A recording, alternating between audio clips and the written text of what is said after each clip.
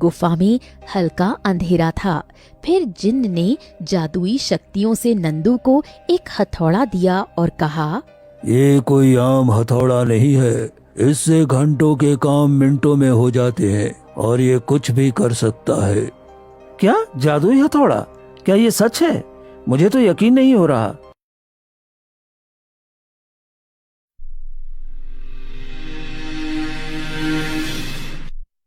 ये कहानी रायपुर राज्य की है, जहाँ नंदू रोज की तरह लोहे को पीट पीट कर बर्तन बनाता था। नंदू लोहार था जो लोहे के बर्तन बनाकर बाजार में बेचता था। ले लो बर्तन ले लो, मजबूत और टिकाऊ सस्ते बर्तन ले लो। रोज की तरह 2-3 ही बर्तन बिकते हैं। ऐसा चलता रहा तो मुनाफे के बजाय घाटा होने लगेगा। नंदू बड़ी मेहनत से बर्तन बनाता था, पर उसके बर्तन ज्यादा नहीं बिकते थे। नंदू ने अपनी माँ के सोने के कंगन गांव के सेठ के पास गिरवी रखे थे, जिससे वो अपना बर्तन बनाने का कारोबार शुरू कर सके। अगर ऐसा ही चलता रहा तो सब बर्बाद हो जाएगा। माँ के कंगन भी वापस लेने हैं।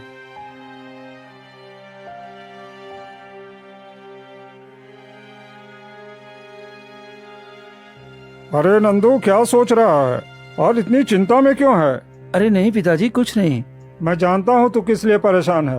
अब चिंता छोड़, सब ठीक होगा। मेहनत जरूर रंग लाएगी। ऐसे ही हमेशा की तरह नंदू बर्तन बनाता, पर कोई मुनाफा नहीं होता। थक हार कर वो सेठ के पास जाता है और सेठ से कहता है, सेठ जी प्रणाम। बोलो नंदो, कैसे आना हुआ? पैसों का इंतजाम हो गया या नहीं? नहीं सेठ जी, मैं तो आपसे यहाँ कुछ काम मांगने आया हूँ।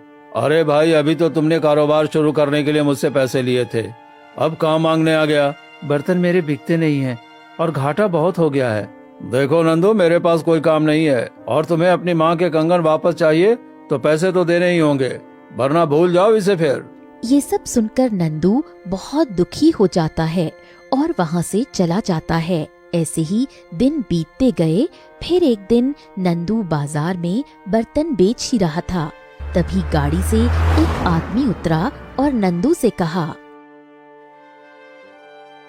अरे भाई, ये बर्तन कहाँ से लाते हो? ये तो मैं खुद बनाता हूँ। फिर तो मैं सही जगह आया हूँ। क्या हुआ साहब? मैं कुछ समझा नहीं। क्या तुम मुझे बर्तन बनाकर दे सकते हो? मैं तुम्हें दुगना दाम दूंगा। ये सब सुनकर वो थोड़ा हैरान हुआ और कहा, वैसे आप कौन हैं और आपको इतने सारे बर्तन क्यों चाहिए? अरे भाई, मैं शहर का व्यापारी हूँ, रास्ते से गुजर रहा था, तुम्हारे बर्तन कुछ अलग दिखे तो रुक के पूछ लिया। अच्छा साहब, ये सारे बर्तन मैं खुद ही बनाता हूँ। वैसे आपको कितने बर्तन चाहिए होंगे? जितने तुम बना सको, कम से कम 200 बर्तन दे दो, फिर बाद में और बनाने होंगे। इतने सारे बर्तनों का नाम सुनकर उसके होश उड़ गए और फिर नंदू उस व्यापारी से कहता है, ठीक है, आपको बर्तन मिल जाएंगे, पर मुझे कुछ समय चाहिए। ठीक है, 7 दिन के बाद वापस आता हूँ, ये कुछ एडवांस में पैसे रखो। उस व्यापारी ने नंदू को एडवांस में बहुत सारे पैसे दिए, जिसे देखकर नंदू को यकीन ही नहीं हो रहा था। फिर वो व्यापारी वहाँ से चला गया। अरे मैंने बोल तो दिया कि बर्तन मिल जाएंगे, पर सामान भी तो चाहिए होगा और आग जलाने के लिए लकड़ियाँ भी कम है। फिर अगले दिन नंदू बर्तन बनाने में लग गया। सिर्फ बर्तन बनाने में सुबह से शाम हो जाती थी। ऐसे ही 7 दिन बीत गए और वो व्यापारी नंदू के घर आया। नंदू, क्या बात है, तुमने तो काफी बढ़िया बर्तन बनाए हैं। आपको कोई कमी न लगे, इसलिए बहुत बारीकी से काम किया है। अच्छा सुनो, ये तो मैं ले जा रहा हूँ, मुझे और बर्तन चाहिए होंगे, इतना काफी नहीं है। हाँ, मैं बनाने को तैयार हूँ। अब कितने चाहिए आपको? पूरे 500 बर्तन, और 20 दिन बाद आता हूँ। अभी एडवांस के लिए मैं तुम्हें कुछ पैसे दे देता हूँ। ये सब कहकर व्यापारी वहाँ से चला जाता है। अरे बाप रे, 500 बर्तन 20 दिन में? कहीं मैं सपना तो नहीं देख रहा? अब तो मुझे और भी सामान की जरूरत होगी, इतने से काम नहीं चलेगा। फिर नंदू अपने पिता को व्यापारी के बारे में बताता है। पिताजी, मैंने जिस व्यापारी के बारे में बताया था ना, उसने आज 500 बर्तन बनाने को कहा है। एडवांस में बहुत सारे पैसे भी दिए। अरे ये तो बहुत अच्छी बात है ना। हाँ पिताजी, कल मैं सेठ के यहाँ जाकर माँ के कंगन ले आऊंगा।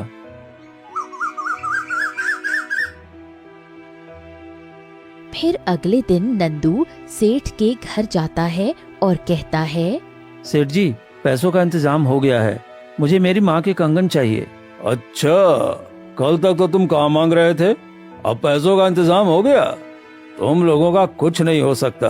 फिर सेठ ने उसे कंगन वापस कर दिए और नंदू वापस घर आ गया और अपनी माँ से कहा,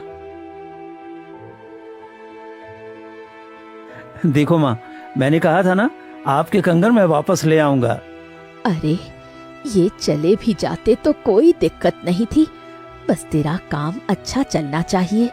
अरे हाँ माँ, काम से याद आया, आज मुझे बाजार से सामान लेने जाना है, 500 बर्तन जो बनाने हैं, मैं शाम तक घर लौट आऊंगा। फिर नंदू सामान लेने के लिए बाजार निकल गया। एक काम करता हूँ, जंगल से पहले लकड़ियाँ काट कर ले आता हूँ, इतने सारे बर्तन बनाने के लिए आग की जरूरत होगी। ये कहकर वो जंगल की तरफ निकल गया। जंगल में पहुंचने के बाद वो लकड़ी काटने लगा।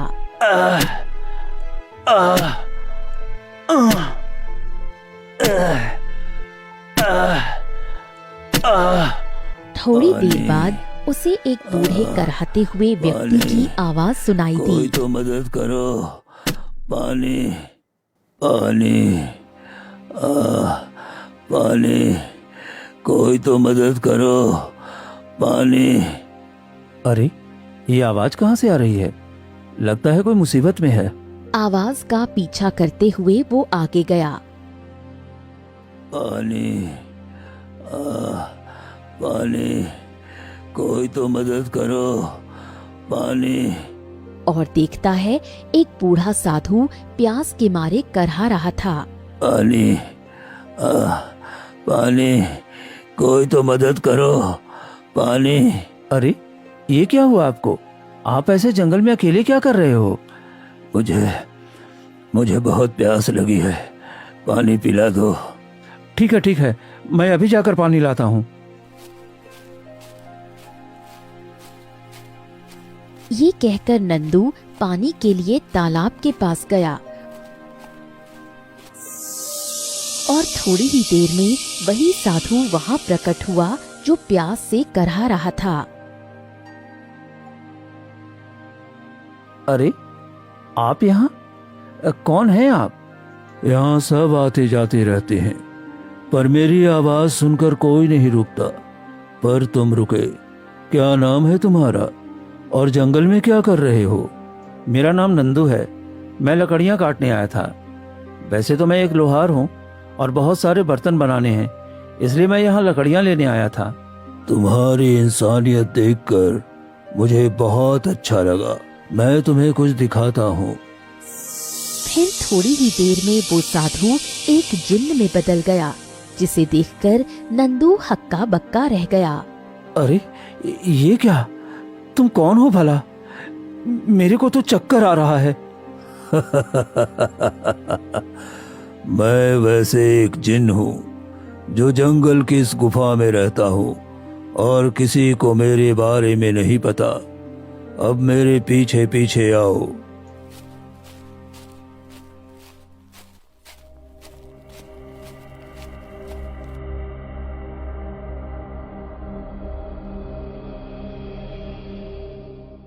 फिर वो जिन्न नंदू को अपने साथ गुफा में ले गया। गुफा में हल्का अंधेरा था। फिर जिन्न ने जादुई शक्तियों से नंदू को एक हथौड़ा दिया और कहा, ये कोई आम हथौड़ा नहीं है, इससे घंटों के काम मिनटों में हो जाते हैं और ये कुछ भी कर सकता है। क्या जादुई हथौड़ा? क्या ये सच है? मुझे तो यकीन नहीं हो रहा। अब तुम जाओ, इससे तुम्हारी जिंदगी बदल जाएगी, पर ध्यान रहे सारे काम ईमानदारी से करना, तभी इसका फल मिलेगा। ये सब सुनकर नंदू वहाँ से चला जाता है और आते वक्त अपने आप से कहता है, जादुई हथौड़ा? भला ये कैसे हो सकता है? चलो, अब इसे इस्तेमाल में लेने के बाद ही पता चलेगा कि सच में जादुई है या फिर उस जिन ने मुझे मूर्ख बनाया।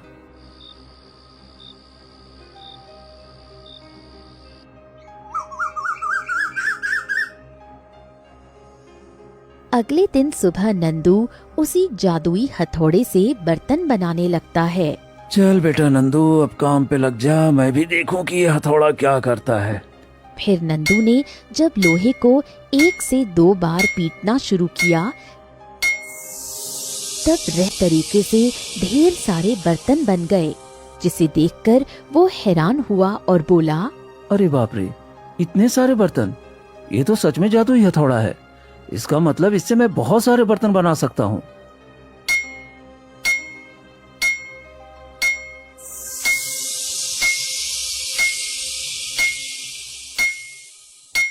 ऐसे ही करते करते नंदू ने पूरे 500 बर्तन बना लिए और कहा, ये सारे बर्तन तो बहुत जल्दी बन गए। अब मैं क्या करूं? मेरे पास तो कोई काम ही नहीं बचा। एक काम करता हूँ, थोड़े बर्तन बनाकर बाजार में उसे सस्ते दाम में बेचता हूँ। फिर नंदू थोड़े और बर्तन बनाकर बाजार में बेचने के लिए निकल गया।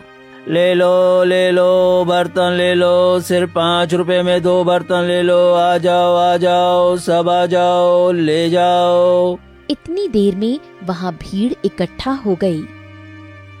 अरे नंदू, 10 रुपए में 2 बर्तन, इतने सस्ते, क्या बात है?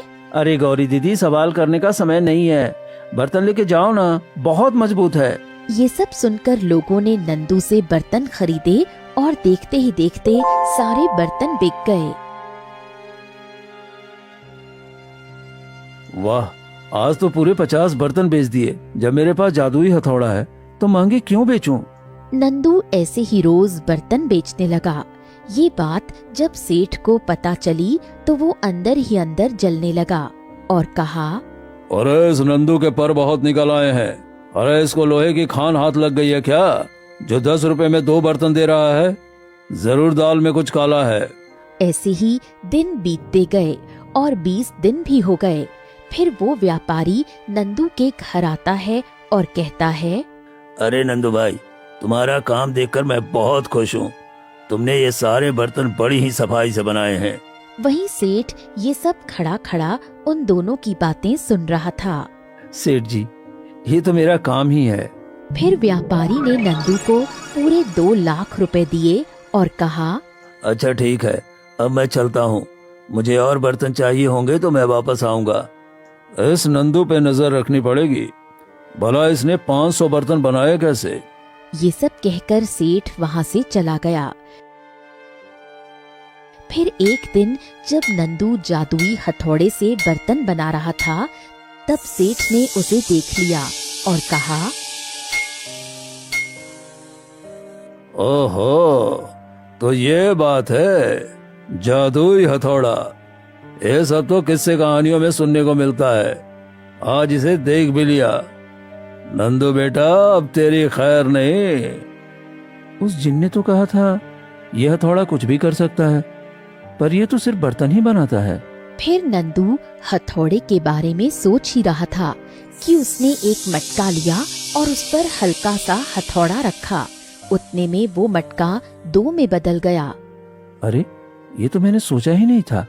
अरे याद आया, उस जिन ने कहा था ये कुछ भी कर सकता है।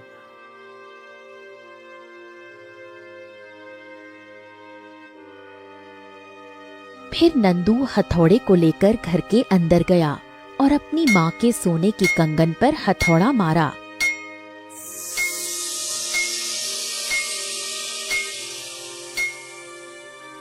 फिर वो कंगन 2 में बदल गए।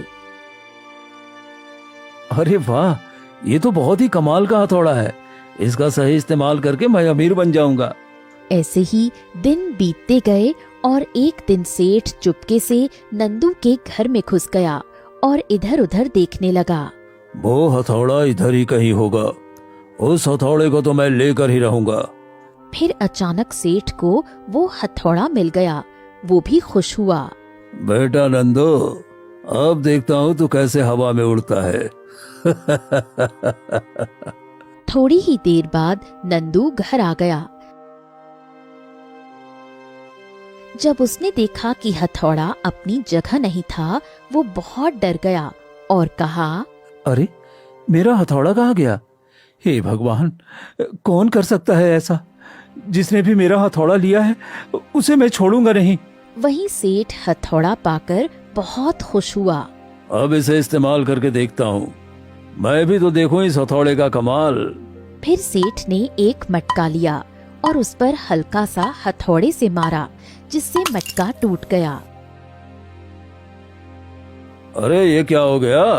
ये काम क्यों नहीं कर रहा है? ये कैसे हो सकता है? फिर उसने एक बाल्टी ली और उस पर मारा, फिर भी कुछ नहीं हुआ। ये कैसे हो सकता है? कहीं मैं दूसरा हथौड़ा तो नहीं उठा लाया? नहीं नहीं, ये वही हथौड़ा है। फिर अचानक से हथौड़ा हवा में उड़ने लगा।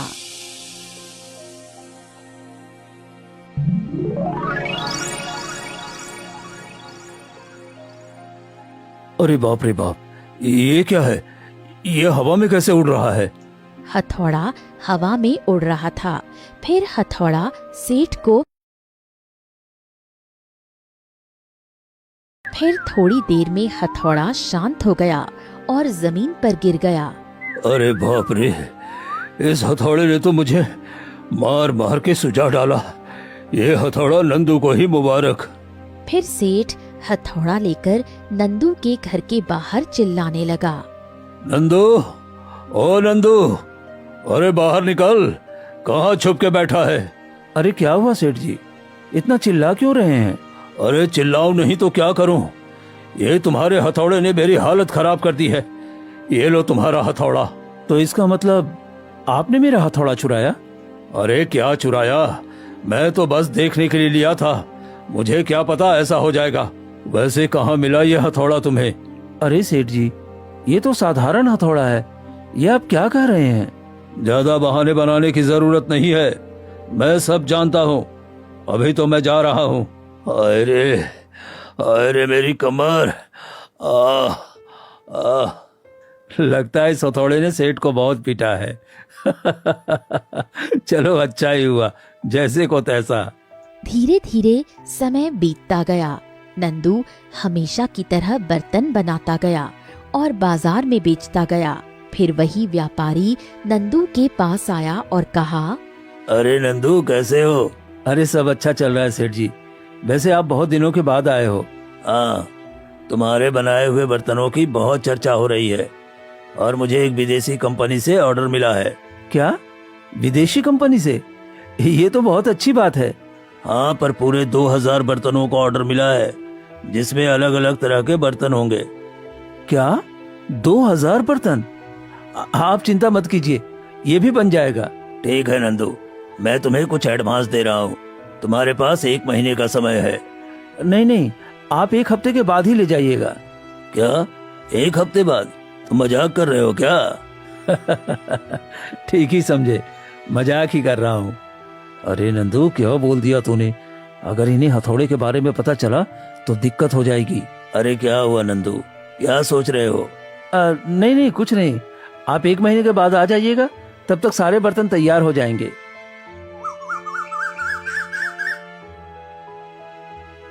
फिर नंदू अगले दिन से बर्तन बनाने लगा। जादुई हथौड़े से सारे बर्तन जल्दी जल्दी बनने लगे। जब से ये हथौड़ा मुझे मिला है, सारे काम जल्दी जल्दी होने लगे हैं। कल तक सारे बर्तन बन जाएंगे। फिर अगले दिन तक सारे बर्तन बन गए, जिस पर नंदू ने अपने आप से कहा, अब ये सारे बर्तन तो बन गए हैं, अब क्या करूं? हाँ, एक काम करता हूँ। नंदू को कुछ जुगाड़ू चीजें सूझने लगीं। फिर वो गांव के जौहरी के पास गया और कहा, क्या हाल है जौहरी जी, सब ठीक तो है ना? अरे नंदू, तुम यहाँ? और बताओ, कैसे आना हुआ? अरे लखन भैया, जरा अच्छा सा सोने का हार दिखाओ, माँ के लिए लेना है। क्या? सोने का हार? अरे पागल हो गए हो क्या? उसके लिए पैसे चाहिए, यहाँ फ्री में नहीं मिलता। अरे आप सोने का हार दो ना, पैसे है मेरे पास। आपने मेरे को भिखारी समझ रखा है क्या? हाँ हाँ, दिखाता हूँ, गुस्सा काहे कर रहे हो?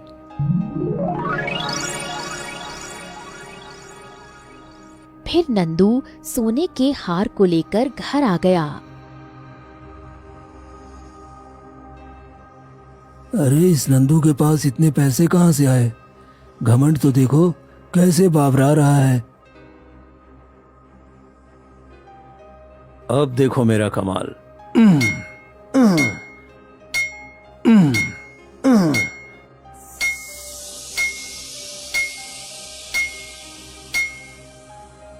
जैसे ही नंदू ने हथौड़ा सोने के हार पर मारा, वो 2 में बदल गया। फिर नंदू उन दोनों हार को लेकर लखन जोहरी के पास गया और बोला, लखन भैया, ये लो, मैं इन दोनों गहनों को बेचना चाहता हूँ। अरे अभी तो तुम गए